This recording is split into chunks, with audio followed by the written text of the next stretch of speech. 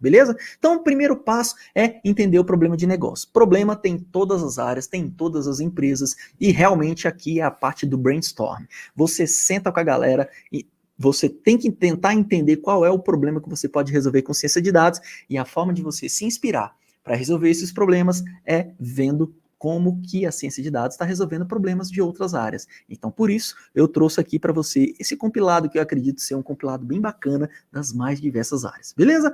Tá bom. Agora, a gente vai passar para o segundo passo ali da construção de máquina preditiva com machine learning, que é o seguinte. A gente precisa entender se o que a gente está querendo resolver é um problema de regressão, de classificação ou de clusterização. O que você quer dizer com isso, Eduardo? Vamos lá, vou te explicar agora. Quando a gente quer prever um valor, galera, um valor contínuo, por exemplo, um tipo de previsão de faturamento. Você tem lá o estudo de faturamento da empresa nos últimos 5 meses e você quer fazer uma previsão de qual vai ser o faturamento do próximo mês. Então, se todo mês ele está faturando lá, sei lá, faturou 100 mil, depois 150 mil, 200 mil, você quer prever um valor. E quando você prevê um valor contínuo, você tem que se utilizar, porque você tem um problema de regressão. Olha aqui, por exemplo, outro exemplo, quantidade de vendas. Então tem lá um produto que está sempre vendendo 10, 20, 30, 25, e aí você quer saber qual é a quantidade a ser vendida, sei lá, no ano que vem.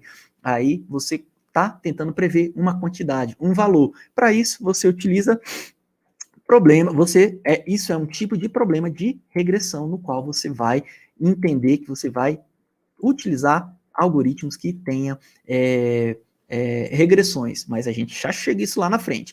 De antemão, você só precisa entender o seguinte, o problema que eu tenho agora é regressão ou classificação? Você já viu que regressão é quando você quer prever valores, beleza? Fica comigo, olha só. Agora, a gente tem um caso específico aqui com problema de regressão. Aqui a gente faz previsão de vendas, ou seja, a quantidade de vendas de determinados produtos aqui de um hipermercado com o CatBoost. Tá aqui um exemplo para você nunca mais esquecer como que a gente pode utilizar machine learning para resolver problemas que envolvam regressão. Tá bom? Agora eu vou te dar um exemplo de classificação. Classificação é um pouco mais intuitivo. Então, prever uma classe. Se o cara tem risco A, B ou C, ou seja, uma classe A, classe B, classe C, geralmente quando tem mais de 2 classes, a galera fala que é um problema de multiclasse, tá bom?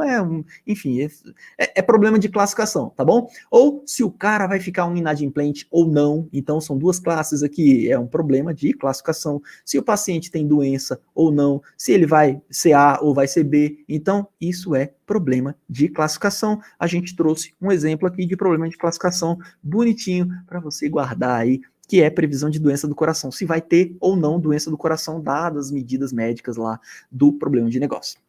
Beleza? Uma outra coisa que a gente faz na hora que é o terceiro passo, é olhar qual é o tipo de aprendizagem de máquina que a gente vai utilizar. Se é uma aprendizagem supervisionada ou não supervisionada. Eduardo, me explica aí o que é aprendizagem supervisionada e o que é aprendizagem não supervisionada, por favor? Claro que eu te explico. Vamos embora. Galera, a aprendizagem supervisionada é quando a gente já possui dados históricos sobre aquilo que a gente quer prever. Então, por exemplo, eu quero fazer uma previsão se o paciente vai ter ou não doença do coração. Eu tenho toda uma série histórica de pacientes que tiveram e que não tiveram doenças do coração, com todas as outras variáveis que nos ajudam a medir se o paciente vai ter ou não doença do coração. Então, dado que eu tenho esses dados históricos, eu posso utilizar esses dados históricos para construir uma máquina preditiva com aprendizagem supervisionada para fazer a previsão. Então, ele vai aprender com os dados históricos, tudo bem? A aprendizagem não supervisionada, eu vou chegar já na aprendizagem não supervisionada, mas tem um outro detalhe da aprendizagem supervisionada, que é o seguinte, a gente possui a informação do target, a classe a ser prevista. Então, são essas duas informações. A gente tem os dados históricos e a gente tem a target, aquele campo que a gente quer prever. Então, por exemplo, eu estou dizendo aqui, ó, se o paciente possui uma doença, eu estou utilizando informações passadas históricas de pacientes que possuíam a doença. Então, eu tenho lá a classe, né, o target. Esse paciente aqui teve essas medidas, beleza. Ele teve ou não doença? Aí está lá marcado já. Ele teve doença. Aí o outro, esse paciente teve essa medida e essa medida. Ele teve doença? Não, aí vai estar 0. Aí a nossa máquina preditiva vai aprender com isso aqui, ó. Isso é aprendizagem supervisionada, tá bom? Eu trouxe um exemplo de aprendizagem supervisionada no qual a gente usou o algoritmo XGBoost, beleza? Que está aqui, detecção de doença. Então, a gente já tinha informações históricas de doença de Parkinson, e aí a gente vai utilizar isso para fazer novas previsões, beleza? Agora, a gente vai para a aprendizagem não supervisionada. A aprendizagem não supervisionada é quando a gente não possui informações sobre o target, sobre a classe, né? Quando fala classe, target, variável a ser predita, enfim, é tudo a mesma coisa. Então, a gente não tem target. Então, você tem lá, vou te dar exemplos aqui embaixo, ó. A gente não tem target, pelo contrário, a gente quer prever dentro de clusters, a gente quer prever o target, como, por exemplo, grupos. Olha só que interessante. Imagina lá que a gente quer prever em qual segmento o cliente se enquadra, qual grupo ele pertence, de acordo com a similaridade entre clientes. Então, o que um algoritmo de aprendizagem de máquina não supervisionada vai fazer?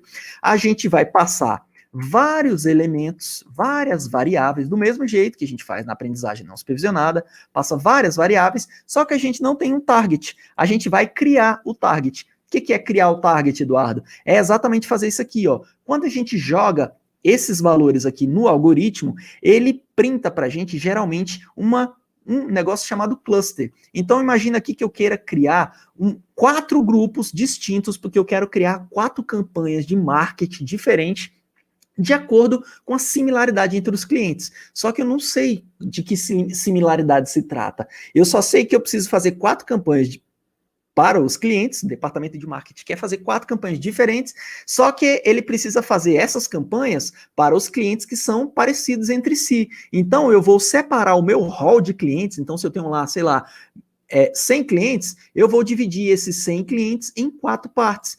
Ora, o cliente vai ser o verdinho, ou o cliente vai ser amarelinho, ou o cliente vai ser azulzinho, ou o cliente vai ser cinzinha. Então, o que a gente faz na aprendizagem não supervisionada é exatamente criar essa classe aqui, é criar o target. Então, a gente, por exemplo, usa um algoritmo, e o algoritmo vai exatamente printar para a gente o target, vai falar, ó, esse cliente aqui, dada esses valores aqui, ó, ele tem a similaridade aqui da galera que está no grupo dos azuis. Ah, beleza. Agora, esse outro cliente aqui, ó, dado essas características dele aqui, ó, ele tem similaridade dos clientes que estão no grupo amarelo, beleza? E assim sucessivamente. Eduardo, tem como eu fazer assim? Por exemplo, eu quero fazer uma clusterização com três clusters, ou seja, eu quero dividir meus clientes em 3 grupos. Eu consigo fazer isso?